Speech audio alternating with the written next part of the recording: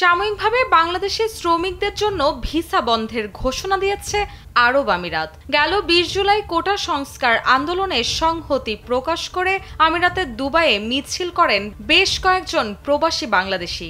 ওই ঘটনার পরিপ্রেক্ষিতেই এই সিদ্ধান্ত নিয়েছে দেশটির সরকার। এ বিষয়ে বিস্তারিত জানতে আরব আমিরাতের রাষ্ট্রদূতকে ডেকেছে বাংলাদেশের প্রবাসী কল্যাণ ও বৈদেশিক কর্মসংস্থান মন্ত্রণালয়। জানা যায়, মিছিলের বিষয়টি আরব আমিরাতের আইনের পরিপন্থী হওয়ায় 57 জনকে গ্রেপ্তার করে কারাদণ্ড দেওয়া হয়েছে। পাশাপাশি বাংলাদেশ থেকে শ্রমিক নেওয়া সাময়িকভাবে বন্ধ রাখার সিদ্ধান্ত নেওয়া হয়। এই নিষেধাজ্ঞার আওতায় সব ধরনের ভিসা অন্তর্ভুক্ত কিনা সে বিষয়টি এখনো নিশ্চিত হওয়া যায়নি।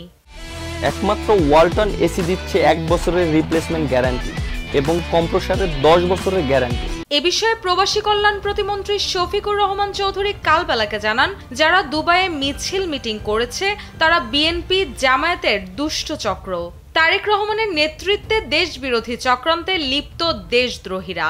তাদের বিরুদ্ধে ওই দেশ আইনানুগ ব্যবস্থা নিয়েছে। সাধারণ বাংলাদেশিরা এর সঙ্গে সম্পৃক্ত নয়। দূতাবাস সহ সংশ্লিষ্টদের সঙ্গে যোগাযোগ করে এ বিষয়ে আরও তথ্য পাওয়ার চেষ্টা চলছে। অন্যদিকে বাইরার সভাপতি আলী হায়দার চৌধুরী কালবেলাকে বলেন, সংযুক্ত আরব আমিরাত বাংলাদেশের সবচেয়ে বড় শ্রমবাজার। 2023-24 অর্থ বছরে সবচেয়ে বেশি রেমিটেন্স এসেছে আমিরাত থেকেই। দেশটিতে নতুন শ্রমিক পাঠাতে না পারলে রেমিটেন্স আয় বৃদ্ধির সম্ভাবনা কমে আসবে। অন্যান্য দেশের শ্রমবাজারে এর তেমন প্রভাব নেই, কারণ প্রতিটি দেশ তাদের নিজস্ব পলিসি অনুসরণ করে।